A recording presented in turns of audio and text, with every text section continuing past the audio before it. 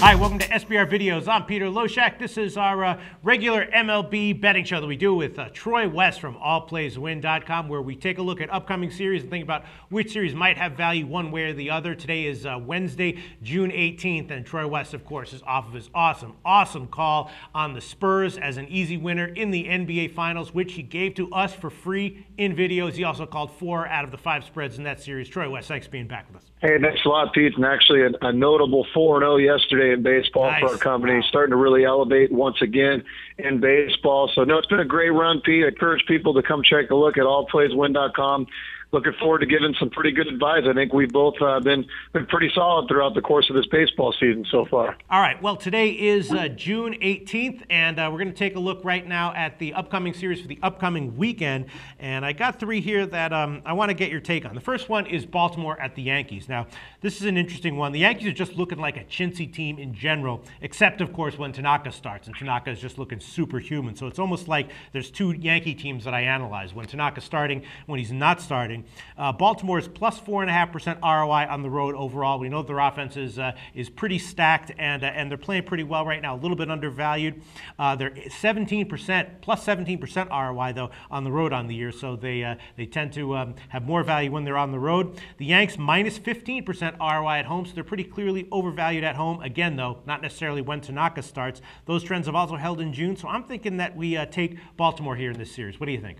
Yeah, I agree with you, Pete. My initial thought is actually the over in the first 2 games. We're going to get Hideki Corredo 4-5 versus Ubaldo Jimenez 2-8. Not much of 2 pitchers to talk about there. ERA sniffing damn near 5. And then as you go through the rest of the series, like you said, Bud Norris has pitched a lot better for Baltimore, so they may have an edge there.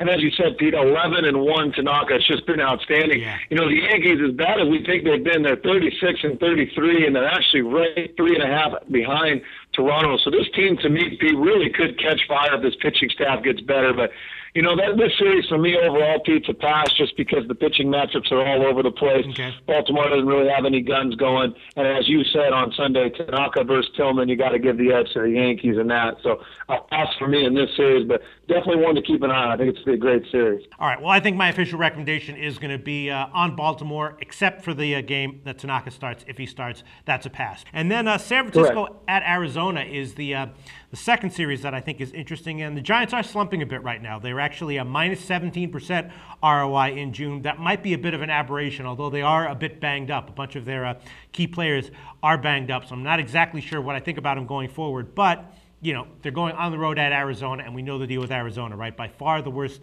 team in baseball at home, minus 40% ROI at home on the year, and that's just awful. So maybe the Giants don't have to be at, you know, anywhere near full strength to have some value here. And the Giants, after all, still are the #1 team in baseball, plus 15% overall on the year, and that's just awesome. Do you think we take San Francisco here? Yeah, we'll definitely go with the Giants in this series. You know, the Friday matchup, you're going to get Tim Lincecum. I know he struggled throughout the course of the year, but I think it actually gives yourself some value taking him. I think it'll be a lower number in that game. But throughout the series, Pete, I do think the Giants will take 2 out of 3. As I've said all year, and the Giants are a team I like to bet every single time you take the mound, you've got somebody going that you feel pretty good about. So if you look at the matchups throughout the series, the pitching matchups definitely favor the Giants. Vogelsong goes against McCarthy on Saturday. I just think the Giants are a good bet, as you said. 12-26 at home right now for the Diamond Dogs. That's atrocious.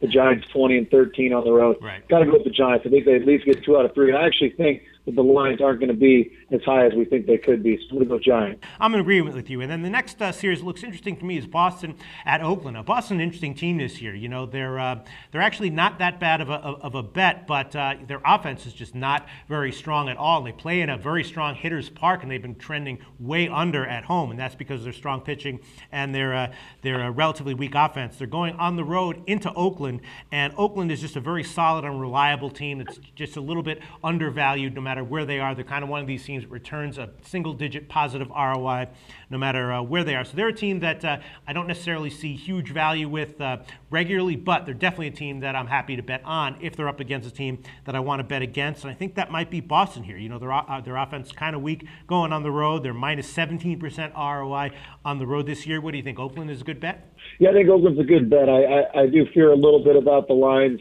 But that first matchup with Jesse Chavez, he's one of the weaker Oakland pitchers. Even so, still has a 2.93 ERA. So that just shows you how good this Oakland team really is. They're running away with this division right now. It's a team that's hot. We know they play well at home. Like you said, Pete, the Red Sox are still very much a public team, so you could get some good value. I'm going to go with Oakland in that series as well. I do think they'll take 2 or 3 from the Red Sox. That's all I have for the upcoming weekend series. Troy, what do you have for us that you'd like to share in terms of value from the upcoming weekend series or matchups? Yeah, just one particular matchup, Pete, is actually going to be going on Friday, June 20th. You're going to get 0-2 Joe Saunders, who's got an ERA in the mid-3s, and 0-7 Hector Santiago going for the Angels. That's the Rangers at Anaheim. And I just got to think that game's going to be an over. I've looked at this one pretty closely.